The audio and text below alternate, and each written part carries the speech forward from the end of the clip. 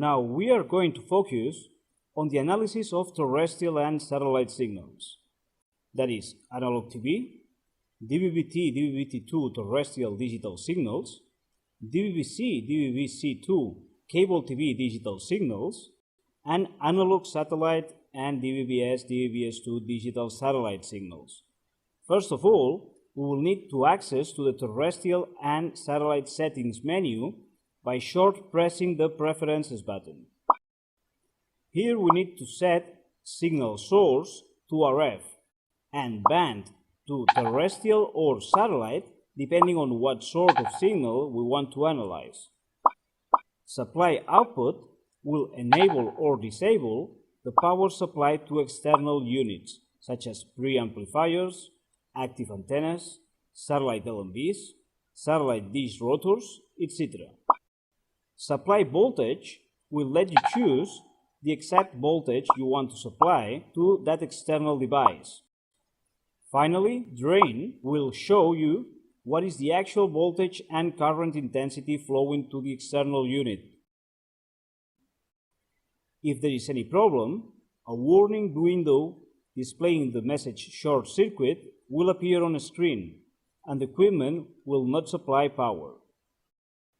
If we select terrestrial, from that moment on, the spectrum analyzer mode will show us the band from 5 MHz to 1000 MHz.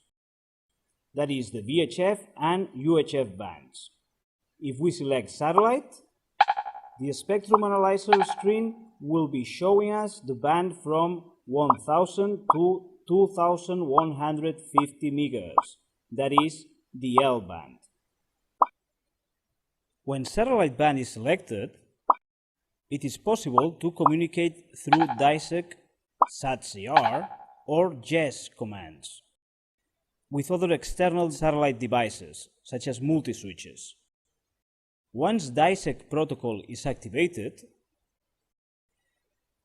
the F3 and F4 keys will allow you to enter into advanced configuration menus for the DISEC commands.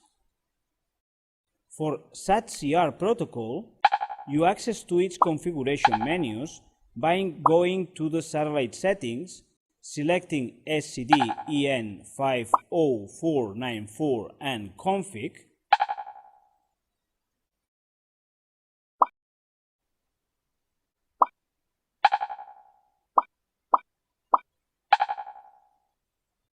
For JES protocol, you access to its configuration menus by going to the satellite settings, selecting SCD2 EN50607 and config. Polarization lets you choose between vertical right or horizontal left, while band lets you choose from high band or low band in case of Ku band satellites. Polarization and band can be edited as long as we are moving by frequency instead of by channel. LNB low oscillator and LNB high oscillator fields define the local LNB low and high oscillator frequencies for Ku band LNBs.